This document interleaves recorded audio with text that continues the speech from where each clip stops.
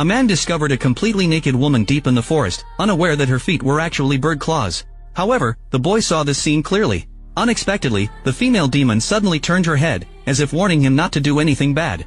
Those red eyes scared the boy out of his wits. It wasn't until the two completely disappeared into the water that the boy hurriedly prayed to the gods. Suddenly, a girl appeared in front of him, pulling him out of his fright. The girl's name was Irati. This was their first encounter. At this moment, the boy had no idea that this wild girl teasing him would completely change his destiny in the future. In the blink of an eye, 15 years passed. The boy from back then had already returned from his trials. On his way back, he encountered Irati again. At this time, he was surrounded by several big men. Noah, who couldn't stand by and watch injustice, revealed his identity as the future lord and ordered the men to let Irati go. Watching Irati's panicked figure flee, Noah felt a sense of déjà vu.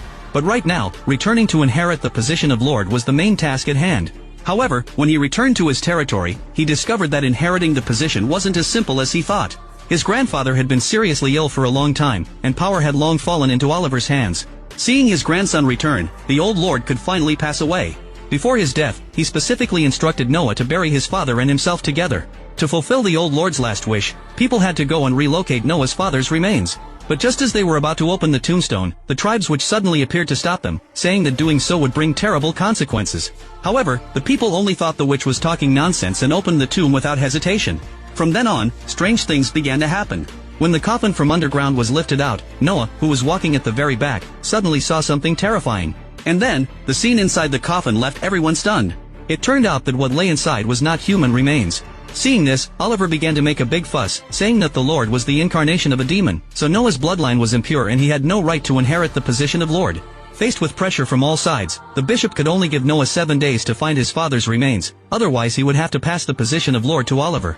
At a loss, Noah could only ask the witch about the whereabouts of his father's remains. Only then did he learn about a little-known past event. His father had made some kind of deal with the mother of the forest back then, and his remains were now with her. If he wanted to find the mother of the forest, the witch's adopted daughter Irati could guide him. However, this conversation was overheard by a woman outside the window, who immediately sold the information to Oliver. The greedy Oliver immediately sent someone to follow Noah, hoping to take the opportunity to discover the rumored treasure.